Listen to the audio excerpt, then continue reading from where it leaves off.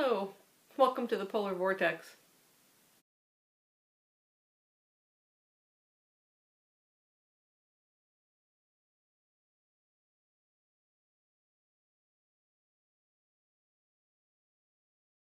So yesterday was actually my 7th year anniversary on BookTube. I meant to kind of try and have a video ready to go up on that day, but it just wasn't happening. Just been too busy and too lazy, a little bit of everything. But today, the day after, I am actually supposed to be working right now, but thank God our company decided to close the store today because, as you can see by the temperatures, it is just ridiculously, dangerously cold outside. So I'm very happily tucked into my house, although even with the heat cranked up, it's still not quite warm. Cold is like seeping through windows. There's ice forming on the windows. It's just crazy. So anyway, instead I thought I would just go ahead and bring you a book haul. I've accumulated quite a few books over the past month or so, and I thought I better catch you guys up on some of my purchases. To start out with is a book I received from one of you, Karen, over in Australia. God, I wish I was there right now enjoying your summer. Anyway, she sent me this lovely little book here called Now We Are 600 by Russell T Davies, and it's a collection of Time Lord verse, as you can see, kind of in the vein of like Winnie the Pooh. Just super cute, and it's chock full of little illustrations on every page. Just various doctors and all sorts of cute little craziness on there, so I'm looking forward to delving into that. So thank you again, Karen. It's going to be fun. Some of the other books I bought online are some new ones, which mostly just manga. I wanted to get caught up on some of the series I'm currently reading. One of my favorite ones is Yotsuba, and this is by Kiyohiko Azuma. It's about this little girl living with her dad, some of her dad's friends, and the little craziness she kind of gets up to. This one wasn't as funny as some of the other ones, but she kind of tries her hand at yoga and seems to do better than the adults who keep falling over and just kind of going off exploring in a new car that her dad gets. There it is. But I just love the illustrations, and she's just a cute little kid, and just really sweet stories. But I already read this one. Like I said, not as good as some of the other ones, but still enjoyable. Another series I really like is I Am a Hero this is Kengo Hanazawa, if I get that right. Yeah, so this is our main character, Hiromi. As you can see, he has a gun. One of the few people in Japan that has a gun. This is a zombie manga. A zombie apocalypse kind of breaks out around our hero here. And he's sort of an unlikely hero. He seems to be, as the story opens up, schizophrenic. Seeing people in his apartment that aren't really there, and you're wondering, why does this man own a gun? But he's extremely, meticulous about following all the rules of gun ownership, how the gun is stored, where the bullets are kept, who's allowed to touch it, how it's carried, everything. And then this sort of zombie apocalypse breaks out around him, and the way he reacts to it is just not what you would expect. He doesn't quite seem to get it at first. It's rather interesting, but how he's sort of slowly starting to develop into this hero. And yeah, it's really entertaining. This one's quite smaller than usual. But yeah, this is volume 7 and volume 8. I think 9 is just around the corner. I've been a little bit out of touch with it, so I'm looking forward to getting back into it. It is definitely for fans of things along the lines of, The Walking Dead. The illustrations are really well done and very well detailed. You see a lot of background. It's not just kind of dark background. It's really detailed in his work, so highly recommend that one. And I also picked up 2 volumes of my other favorite manga. This is Blue Exorcist, and this is by Katsue Kato. This is volume 20, 21, about a group of students training to be exorcists, go out and slay demons. Our main character is Rin Yakamura, and he happens to be, as you can kind of see, part demon himself, which was a surprise to his fellow students, but he's fighting against the urges of his other self, but he's also using the power of his demon side to help defeat these other demons. And he, along with his twin brother Yukio, who's already an exorcist, they go off and have all these different kind of battles and stuff. And again, this has got some really good detail, but what I really like in this particular series is the characters. They're just really well developed. And I liked how the mangaka gives you a synopsis of each of the characters, and always kind of a story the stories so far, so to kind of remind you of what has gone by if there's been a bit of a gap between them. So that's all the manga I have to show you today. Excuse me, my throat's getting a little hoarse there for some reason. The next group are 4 books I found at the library recently. And it's a really nice, pretty inexpensive ones. One is one I'm currently reading, and this is by Anthony Trollope. It's Phineas Fenn. This is the second book in the Palace for Novels. Last year I read this one here, Can You Forgive Her, by Anthony Trollope. This is the first book in the series. We read this as part of a read-along on Steve Donahue's channel, and we just read this one in January. Got off to a late start. We didn't start the first week of January, so kind of rushed it through, and I wasn't able to quite keep up. So that's about as far as I am right now. I had originally looked at this thinking there's only like 300 and some pages. It must have been goofy. It's split into 2 volumes, and the first volume, which I've only just finished, is like 356 pages. So I have another like 300 some. It's like 740 pages long, and this particular edition has almost like Bible type pages. They're super thin. It's not as entertaining or not as captivating, I should say, as the first book. This one delves more into the politics in this particular edition. But still, Phineas Fenn is an interesting character, and I'm getting a little bit more into it. Like I said, this is a bit of a beat-up one. I had originally passed on this. They had a whole bunch of this particular format in this series, minus the first book, and I remember not getting it at the time. And then just recently, I saw this one still sitting there. I'm thinking, oh, you know, I might be reading that pretty soon. Maybe I'll go pick it up. Perfect timing, because then all of a sudden Steve's like, hey, we're going to read this in January. So yeah, I'm like I said, I'm a bit behind, and he's just announced that in February he's going to be doing a read-along for the 3rd book in the series, deciding to just jump right in and continue with it. I may just jump ahead and switch to that new one and come back to this, maybe within today and tomorrow where I'm off because of the weather. I may just try and see how far I can get into this, just plow my way through there. But I do happen to also have the 3rd book. It was also at the library, and I picked it up the same day, see, for 50 cents. And this lovely little edition. This is an Oxford edition. And a lovely little small hardcover. There's some illustrations throughout it, same as the other book. These little spot illustrations. It's in perfect condition. And so yeah, I have book 3 ready to roll. Then I also found another in that Oxford series by Charles Dickens. I got Our Mutual Friend. And this is also, this was $1 on this one. It says, with original illustrations. So these illustrations must have appeared in whatever format it came out first. There's one of those. So I've never read that particular Dickens, and so it would be a nice addition to my collection.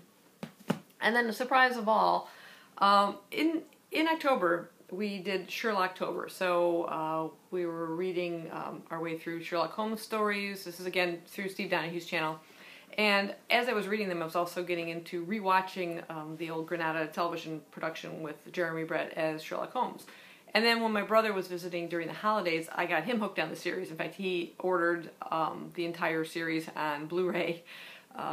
So he was totally hooked on it. And I've just been kind of getting more into kind of wanting to rewatch them, but I'm holding off on reading anymore right now because I think we'll probably kick that in again in this October. We'll see. But I happened to, just sheer luck, find this book in the library sale, and this was only $5. This is the television Sherlock Holmes, and it's got published in association with Granada Television, the makers of the international successful Sherlock Holmes series. This is by Peter Haining, and it's quite a lovely, large, formatted paperback, just chock full of photos and background information of the series. It's mostly, obviously, focused on the Granada Television production. This shows you the meticulous attention to detail they did, like trying to even match the Sidney Paget illustrations from the original Sherlock Holmes stories. There's also a little bit of background history of various Sherlock Holmes adventures on television from other actors who have played the role. So yeah, I was really just totally happy to find this one. I couldn't believe that was just sitting there on the library shelves. So I snatched that one right up. In fact, I've been getting so into watching also a lot of Jeremy's other roles that he's played in that I have picked up a couple DVDs and things, and watching some things on YouTube. You can just look his name up and you'll find, or even just Wikipedia, his name, and you'll see his entire filmography and things. And I'm so glad, because he is really, really good. I tracked down a production of him in Macbeth, but I was only able to get it on VHS. Luckily, I do still have a VHS player, so I was able to get this one here. Whoa. He plays the title role of Macbeth alongside of Piper Laurie. I really liked him in the role. I wouldn't say so much about some of the other actors in the other roles. I didn't care so much for Piper Laurie as Lady Macbeth, although, what's this guy's name? I can't pronounce it. Simon McCorkindale? I don't know. He plays Macduff. He was really good, too. But yeah, I really enjoyed this one. And then on YouTube, I managed to find also Jeremy Brett in another production of Macbeth, where he plays Malcolm, the son of the king, of King Duncan. So he's been in Macbeth twice, but I was real happy to get this. Although I will say, I ordered this on Amazon third-party sale or whatever it was. The second tape came damaged. There were pieces rocking around all over the place in there. And I happen to have an old VHS tape lying around that I didn't really care what happened to it. So I gave it to my dad, who likes to tinker with things sometimes, and he was able to actually take the tape out of this and transfer it into the other one and repair it enough, and I was able to watch it. So super happy about that. I also tracked down a DVD of The Merchant of Venice with Laurence Olivier, and there's Jeremy Brett playing Bassanio. I haven't watched that one yet, so I'm really looking forward to that.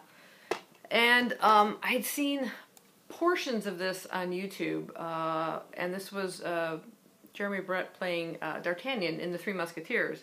But it was like a 10-part series, and all they had was a second part of each part. So you couldn't really watch the thing entirely. So I managed to hunt down a DVD of the entire thing. So there he is playing D'Artagnan.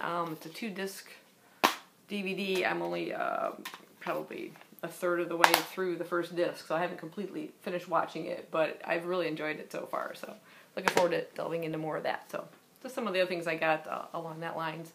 At work, I saw this book. This is a used book, but it looks like it's never been read. I mean, it's in mint condition.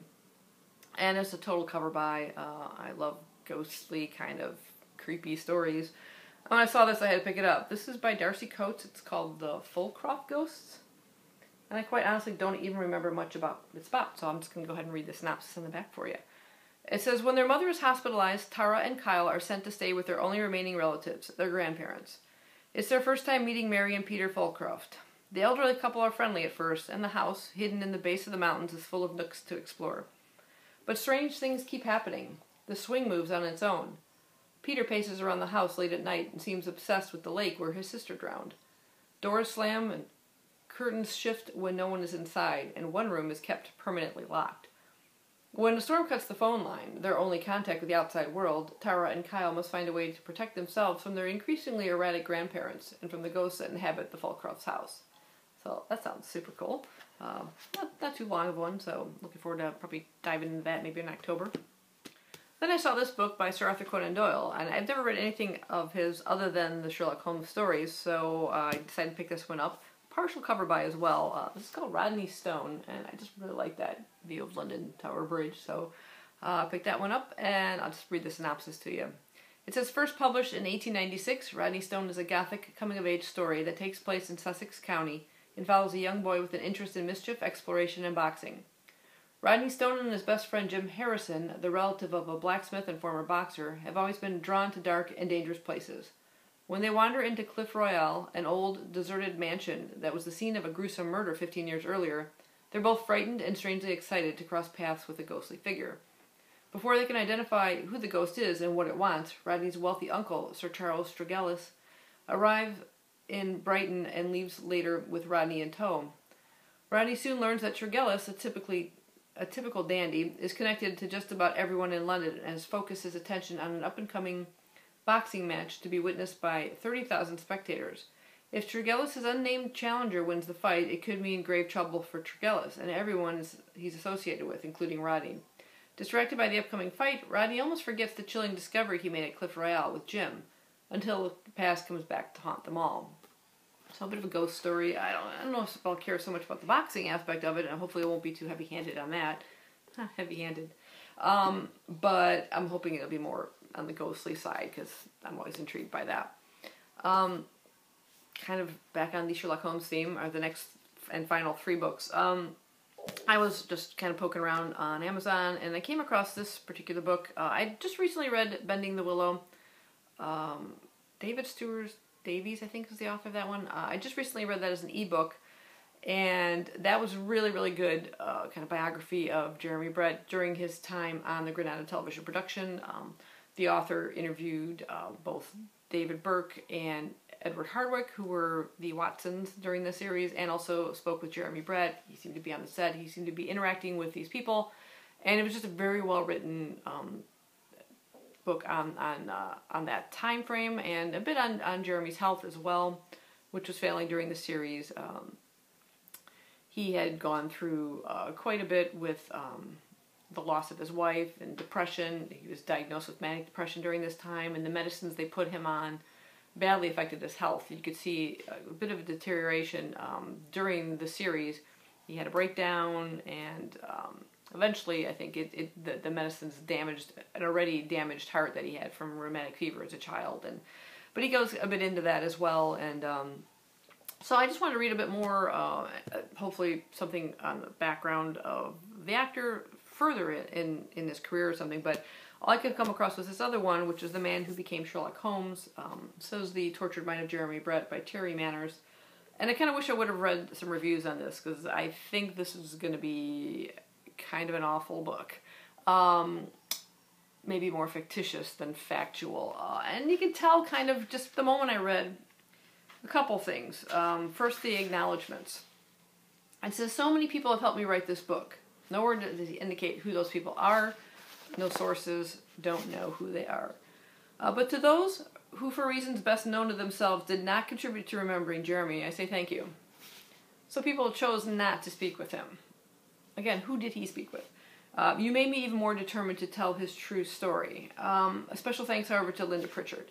Now, Linda Pritchard is a friend of his. He encounters her kind of later, towards the end of his life. She is running a charity, doing a charity run, I should say, for cancer research. And Jeremy had lost his second wife to cancer, so that created a common bond between the two, and they became fast friends.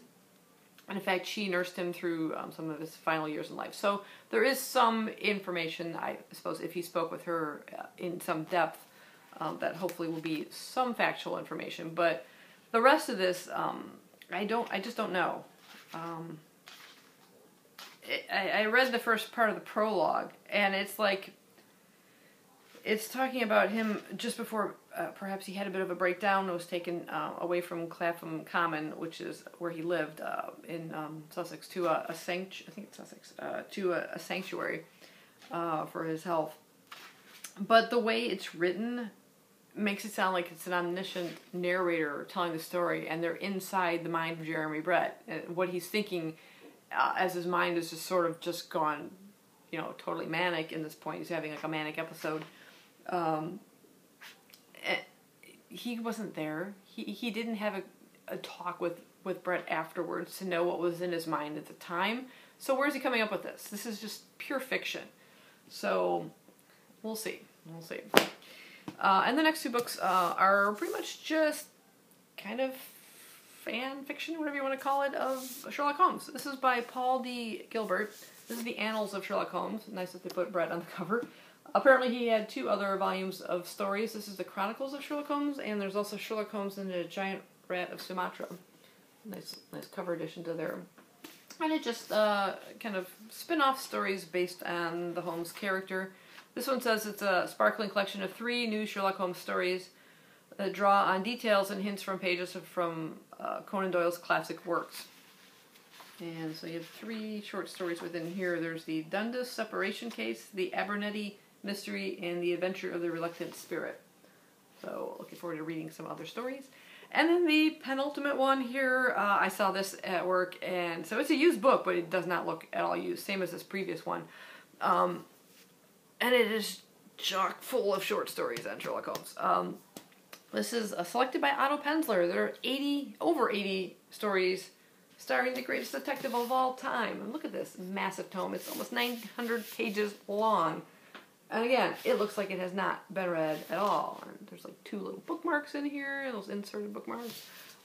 Just absolutely beautiful. I could not believe I was lucky to come across this one. And so just chock full of short stories based on our famous detective. So I'm really looking forward to reading this. This is something I'll just pick at, from time to time. And if you want to just pause on that, that's some of the authors that have contributed to this.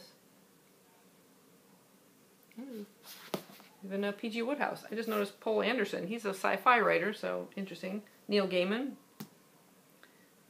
Anthony Burgess. Stephen King. Hope he writes better mysteries than he does horror. Tanith Lee. Yeah, quite a few. Michael Moorcock, fantasy writer. So yeah, some pretty well-known names here, kind of taking their hand at Sherlock Holmes. So anyway, that's my massive book haul for my 7th-year anniversary. Thank you for following me on my channel. And for those of you who are new, welcome. And yeah, I'll see you guys later. I'm going to go have some hot coffee.